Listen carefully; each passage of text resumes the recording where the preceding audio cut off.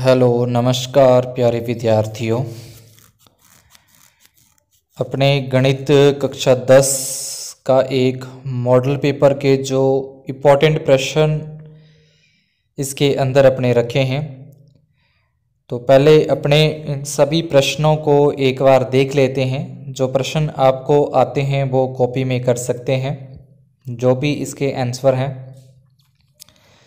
तो पहला अपने स्टार्ट है जैसे वस्तुनिष्ठ प्रश्न, यानी कि ऑप्शनल टाइप के अपने को प्रश्न आएंगे, जिसमें 4 ऑप्शन दिए जाएंगे और उनमें से अपने को बताना होता है। तो पहला प्रश्न है कि 21 और बटे में 240 का दशमलव प्रसार लिखिए। तो इसके अंदर वही अपने को P बटे Q के रूप का है, और वहाँ से अपने को जो Q है यानी कि 240 है, 240 के अपने को अभाज्य गुणनखंड करने होते हैं। अभाज्य गुणनखंड करने के बाद अगर वो 2 की घात n गुणा 5 की घात m के रूप का है या उसको संतुष्ट करता है तो लिख देंगे शांत है। उसके बाद दूसरा प्रश्न है, दूसरे के अंदर अपने को लिखा है कि बहुपद दे रखा है कि शून्यकों का गुणनफल लिखना है। तो शून्यकों का गुणनफल अपने को पता होता है कि शून्यकों का गुणनफल है वो c बटे में a होता है, c बटे में a। तो यहाँ से जो c का मान है वो 6 है और a का मान है वो 2, तो यानी कि c का मान 6 बटे में 2, तो इसका जो गुणनफल होगा वो 3 आ जाएगा। यहाँ से अपने को उसका योगफल भी पूछ सकता है, तो योगफल ध्यान रखना है कि माइनस का b बटे a होता है। माइनस b का मतलब b का मान यहाँ पे 8 है माइनस के, तो ये प्लस 8 हो जाएगा, और बटे में a का मान 2, तो 8 में 2 का भाग देंगे तो अपना 4 आ जाएगा। अगर योगफल पूछता है तो 4 बताना है, और अगर गुणनफल पूछता है तो यहाँ पे 3 अपने इसमें बता देंगे। इसके बाद बात करें अपने अगले प्रश्न की कि 2 रैखिक समीकरण युग्मों द्वारा निरूपित रेखाओं की प्रकृति लिखिए। 2 रैखिक समीकरण युग्म द्वारा निरूपित रेखाओं की प्रकृति। तो अब रेखाओं की प्रकृति का मतलब जैसे प्रतिच्छेद रेखाएं होंगी, समांतर रेखाएं होंगी, समपाती रेखाएं होंगी, तो उनके जो अनुपात होते हैं अपने जैसे a1 बटे a2, b1 बटे b2, c1 बटे c2, तो उसके आधार पे अपने को रेखाओं की प्रकृति यहाँ पे बतानी है। चौथा प्रश्न है, जांच कीजिए कि द्विघात समीकरण है या नहीं। तो यहाँ पे भी इसको अपने को बताना है कि द्विघात समीकरण है कि नहीं। तो यहाँ पे इसमें सरसमीका लग जाएगी a² plus b² minus 2ab। इस तरीके से सरसमीका लगा के इसको हल करने के बाद, अगर हल करने के बाद जो अपनी जो समीकरण है वो ax² plus bx plus c के रूप में आती है तो लिख देंगे द्विघात समीकरण है, और अगर इस रूप के अंदर नहीं आती तो इसको लिख देंगे द्विघात समीकरण नहीं है। इसके बाद है 5वां का प्रथम पद और सारांतर लिखिए। तो यहाँ से प्रथम पद अपने को पता ही है कि प्रथम पद जो होता है वो 3 बटे 2 होता है। अब सारांतर निकालने के लिए इस वाले पद में से यानी कि दूसरे पद में से पहला पद अपने को माइनस करना होता है, यानी कि 1 बटे 2 में से माइनस करना है 3 बटे 2। तो यहाँ से इसका 2 लघुत्तम आ जाएगा, 2 लैसा लघुत्तम लेके इसको माइनस करें तो यह आ जाएगा माइनस के 2 बटे में 2 यानी कि माइनस का 1, जो इसका सारांतर है। इसके बाद मूल बिंदु के निर्देशांक लिखिए। तो मूल बिंदु के निर्देशांक अपने को याद रखना है कि 0 0 होते हैं। 7वां है, यदि कोसेक थीटा 2 बटे √3 हो तो थीटा का मान बताना है। तो कोसेक के अंदर अपने को ये पता होना चाहिए कि 2 बटे √3 कितने डिग्री का मान होता है। कोसेक के अंदर देखना है, कोसेक में 2 बटे √3 है वो कितने थीटा का या कितने डिग्री का मान होता है। जितने डिग्री का मान होता है वही थीटा का मान अपने पास आ जाएगा। 8वां प्रश्न है, स्पर्श रेखा तिरछा पर होती है तो यह लंब होती है। उसके बाद 9वां है, पग विचलन से माध्य ज्ञात करने का सूत्र अपने को लिखना है।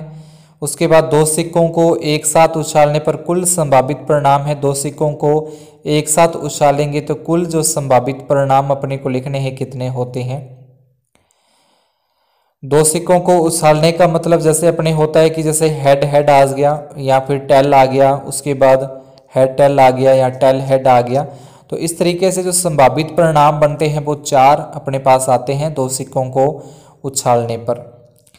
इसके बाद थोड़े अति लघुत्रात्मक टाइप के प्रश्न हैं। तो इसके अंदर लिखा है कि यूक्लिड विभाजन एल्गोरिथम्स का प्रयोग करके 455 और 42 का HCF ज्ञात करना है।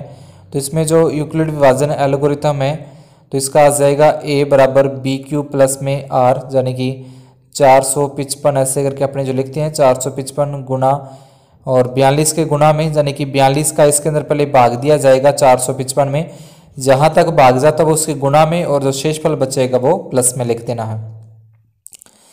इसके बाद एक द्विघात बहुपद ज्ञात कीजिए जिसके शून्यकों का योग तथा गुणनफल क्रमशः -3 और 2 है।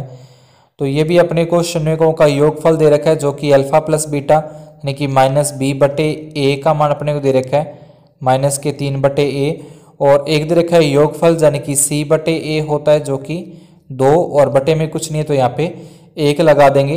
तो यहाँ से a b c के मान अपने को रखने हैं और जो a का मान तो 1 होगा, दोनों के अंदर ही a का मान 1 है, b का मान यहाँ से ये 3 हो जाएगा, c का मान यहाँ पे 2 हो जाएगा। ये जो a b c के मान है वो अपने को ax² plus bx plus c, और इसमें ये a b c के मान रख के अपने द्विघात बहुपद ज्ञात कर लेंगे। इसके बाद चौथा प्रश्न, द्विघात समीकरण में k का मान ज्ञात कीजिए जबकि इसके 2 मूल बराबर हैं। तो इसमें k का मान ज्ञात करना है, 2 मूल बराबर होने के लिए कंडीशन आ जाएगी b² - 4ac बराबर में 0। तो ये विभक्तिकर वाला सूत्र लगा के अपने यहाँ से k का मान ज्ञात करना है। उसके बाद 5 नंबर है का कौन सा पद -81 है। तो कौन सा पद -81 है, तो इसके लिए अपने ये तो 21 तो आ जाएगा, a का मान आ जाएगा, d का मान निकालना तो 18 में से 21 माइनस कर देंगे, d का मान आ जाएगा -3। कौन सा पद पूछा है यानी कि अपने को n का मान बताना है। तो nवां पद के लिए सूत्र लगा देंगे an बराबर a प्लस n-1d। इसमें a और d के मान n का मान ये -81 रखना और इस n का मान अपने को ज्ञात करना है। 6 नंबर पे है बिंदुओं के मध्य बिंदु के निर्देशांक ज्ञात करने हैं। तो मध्य बिंदु के लिए जो अनुपात होता है वो 1:1 लेके अपने अनुपात वाला जो निर्देशांक ज्यामिति है वो सूत्र लगा देते हैं। या मध्य बिंदु का एक सीधा सा सूत्र होता है मध्य बिंदु निकालने के लिए कि x बराबर x1 प्लस x2 बटे में 2, और ऐसे ही y के लिए आ जाएगा y1 प्लस y2 और बटे में 2। ये सूत्र लगाकर अपने इसको सॉल्व कर देंगे। यहाँ से जो पहले बिंदु के अंदर x1 y1 के मान होते हैं, फिर दूसरा x2 और y2 के मान ये होते हैं। इसके बाद है 7वां है यदि साइन 3a बराबर कोस a -26 डिग्री हो तो a का मान। तो यहाँ पे जो साइन 3a है इस साइन 3a को अपने साइन 90 - थीटा वाले सूत्र है वो लिख लेंगे। साइन को अपने लिख सकते हैं कोस 90 डिग्री -3a, तो इसका मतलब भी साइन a ही होता है, और बराबर में यहाँ पे कोस a -26 है। कोस से कोस ये हट जाएगा, कोस से कोस यहाँ पे 90 - 3a और इधर a -26 बचेगा, पक्षांतरण करके यहाँ से अपने a का मान ज्ञात हो जाएगा। 8वां है एक रचना है 7.6 सेंटीमीटर लंबा एक रेखाखंड खींचना है। तो 7.6 सेंटीमीटर के लंबा रेखाखंड खींचेंगे। इसके बाद एक न्यूनकोण बनाते हुए यहाँ पे 1 सेंटीमीटर के अपने 8 चाप खींच लेंगे। उसके बाद फिर लास्ट वाले कैसे मिला के इस तरीके से यहाँ पे चाप काट के ऐसे चाप कट के ऐसे जो अपने चित्र बनता है वो अपने को बनाना है। 9वां है निम्न आंकड़ों का माध्य व माध्य ज्ञात करना है। माध्य का मतलब तो होता है आंकड़ों का योग बटे में आंकड़ों की संख्या, यानी कि इन सभी को प्लस करना है और सभी को प्लस करके जितनी ये संख्या उसका भाग अपने दे देंगे, उससे अपना आ जाएगा माध्य। अब अपने को अगर माध्यक ज्ञात करना है, माध्यक तो पहले इनको आरोही क्रम के अंदर लिखना है, सभी को लिखेंगे आरोही क्रम में। आरोही क्रम में लिखने के बाद जो बिल्कुल मध्य में संख्या आती है, जो बिल्कुल बीच में सेंटर में संख्या आएगी वो अपना माध्यक है। अगर बीच में 2 संख्याएं आ जाती हैं तो दोनों को प्लस करके 2 का भाग दे देंगे तो वो माध्य आ जाएगा। इसके बाद 10वां है एक पासे को फेंकने पर अभाज्य संख्या आने की प्रायिकता। तो पासे पे अपने को पता है कि ये अंक उस पासे पे लिखे होते हैं। अब इसमें से अभाज्य आने की, तो ये अभाज्य है 2, 3 भी अभाज्य है, 5 भी अभाज्य है। तो संभव परिणाम तो अपने हो जाएंगे 3 और कुल परिणाम हो जाएंगे 6। प्रायिकता बतानी है तो संभव परिणाम बटे में कुल परिणाम, यानी कि 3 एकम 3 और 3 दूनी 6, ये इसकी प्रायिकता आ जाएगी। उसके बाद सिद्ध कीजिए कि 7√5 एक अपरिमेय संख्या है। तो इसको अपरिमेय संख्या अपनी जो प्रश्नावली है 1.3 उसके अनुसार इसको करना है।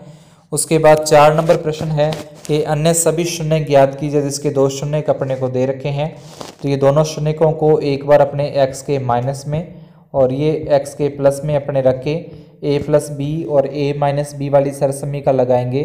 तो ये बन जाएगा a² - b²। इसके बटे में 1 लगा के इसको सॉल्व करेंगे तो ये हो जाएगा अपना 3x² - 5। तो इससे अपने इसके अंदर 3x² - 5 का इसके अंदर देना है, भाग देना है। इसके बाद 5वां है 5 सेबों और 3 संतरों का कुल मूल्य 35 है।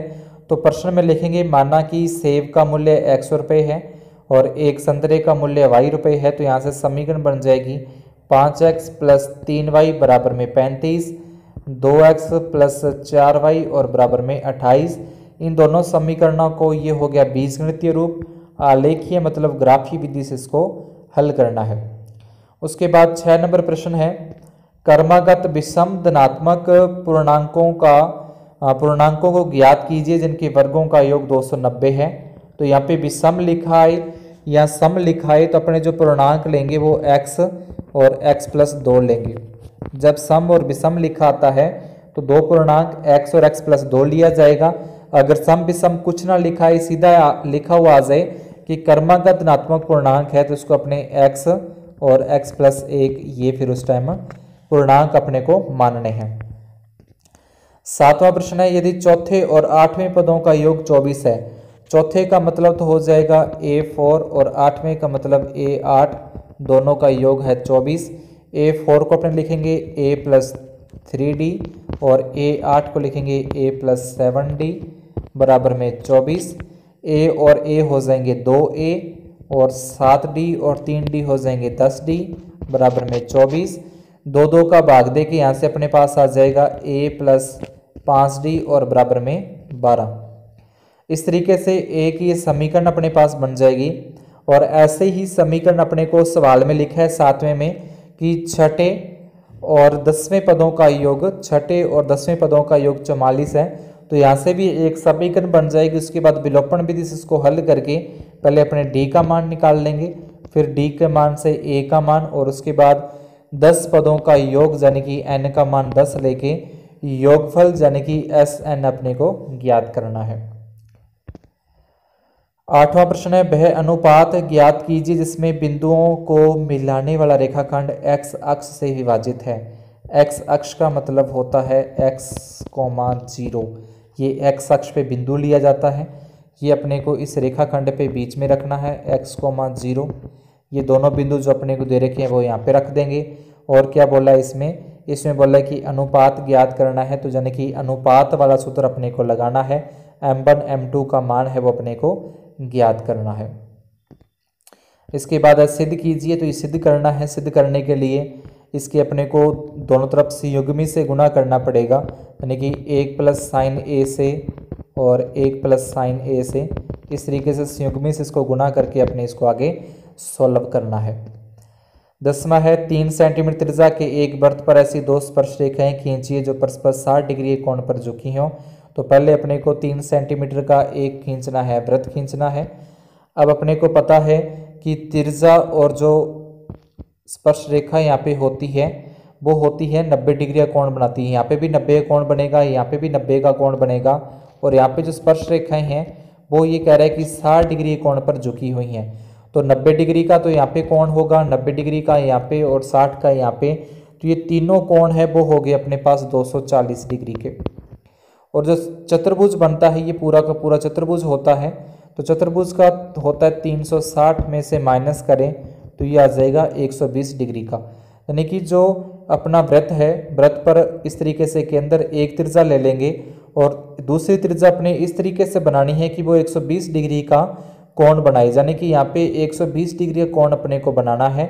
और उसके बाद यहाँ पे स्पर्श रेखाएं, तो 90 डिग्री का कोण यहाँ पे अपने बना के एक स्पर्श रेखा यहाँ पे एक 90 कोण बना के यहाँ पे स्पर्श रेखा खींचनी है। तो इस तरीके से ये वृत्त की रचना हो जाएगी। 11वां प्रश्न है, माध्य जैव खर्च 18 रुपये है तो f का मान ज्ञात करना है। तो f का मान ज्ञात करने के लिए सबसे पहले यहाँ पे एक सारणी अपने को बनानी पड़ेगी, x निकालना है इनका। x निकालने का मतलब इन दोनों को प्लस करके इसमें 2 का भाग देंगे तो x आ जाएगा। नहीं 11 और 13 24 होते हैं, 24 में 2 का भाग देंगे 12, 13 और 15 जोड़ेंगे 28 में 2 का भाग देंगे 14, यहाँ पे आ जाएगा 16, फिर 18, फिर 20 आ जाएगा, 22 आ जाएगा और 24 आ जाएगा। इसके बाद एक सारणी यहाँ पे और बनती है fx वाली, यानी कि 12 को 7 से गुना करें 84, 14 को 6 से गुना करें 84, 16 और 9 का गुणा करें 144, 18 और 13 गुणा करें 234, उसके बाद 20 को f से गुणा कर दें 20f। तो इस तरीके से ये अपने को जो माध्य है, माध्य वाला सूत्र सिग्मा fx बटे सिग्मा f वाला लगा के इसको f का मान निकाल देना है। इसके बाद प्रश्न संख्या 12, 52 पत्तों की ताश की गड्डी में से निम्नलिखित की प्रायिकता ज्ञात करनी है। अब जो ताश की गड्डी होती है उसमें टोटल 52 पत्ते होते हैं, जिसमें से 26 तो होते हैं लाल रंग के और 26 ही होते हैं काले रंग के। अब जो लाल 26 हैं इसमें से 13 पत्ते को बोलते हैं पान का पत्ता और 13 बोलते हैं ईंट के, यानी कि 13 पत्ते पान के और 13 पत्ते ईंट के होते हैं। जो काले रंग के होते हैं उसमें अपने को बोलते हैं चिड़िया बोलते हैं एक तो, और एक बोलते हैं हुक्म, जो कि 13 इसके होते हैं 13 इसके होते हैं। इस तरीके से पत्तों की संख्या है। अब प्रत्येक पत्ता है वो एक एक होता है, यानी कि इक्का भी एक होता है, फिर दुक्का, फिर तिक्का, फिर चौका। इस तरीके से गुलाम आता है, गुलाम को अपने जे बोलते हैं।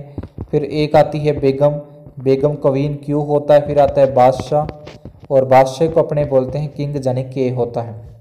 तो ये सारे एक एक होते हैं। अब ये कह रहे हैं कि लाल रंग का बादशाह, तो लाल रंग के बादशाह 2 होते हैं, एक पान का अपने होता है और एक ईंट का होता है। लाल रंग के बादशाह हो जाएंगे 2, और प्रायिकता निकालनी है 2/52। उसके बाद हुक्म के पत्ते हैं 13 होते हैं, 13 हुक्म के, 13 चिड़िए के, 13 पान के, 13 ईंट के, 13/52 आ जाएगा। इसके बाद लाल तस्वीर वाले पत्ते हैं, तो लाल तस्वीर वाले पत्ते सारे 12 होते हैं, तो इसलिए 12/52 हो जाएगा। काले रंग का पत्ता, काले रंग के सारे पत्ते 26 होते हैं, तो 26/52 आ जाएगा। और उसके बाद पान का गुलाम है, तो पान का गुलाम है ताश में एक ही होता है, तो 1/52 आ जाएगा। तो इस तरीके से इसकी अलग अलग प्रायिकता अपनी ज्ञात हो जाती है। तो ये थे अपनी जो क्लास के कुछ इंपॉर्टेंट प्रश्न, पेपर की दृष्टि से महत्वपूर्ण है। और इसको अगर अपने प्रश्नों का उत्तर भी अपने को चाहते हैं कि इसको हल करके बनाई जाए वीडियो, तो कमेंट बॉक्स के अंदर ज़रूर कमेंट करके बताएं कि अगर आप इसको सॉल्व कर लेते हैं सभी को तो बहुत अच्छी बात है। अगर कोई सवाल नहीं आता तो कमेंट बॉक्स में कमेंट करके लिख दें, उसका जो सॉल्व है वो भी मैं इसको प्रश्नों को सॉल्व करके इसकी वीडियो डाल दी जाएगी। जिन्होंने चैनल को अभी तक सब्सक्राइब नहीं किया वो चैनल को सब्सक्राइब, वीडियो को लाइक और शेयर करना न भूलें। धन्यवाद, शुभ दिन।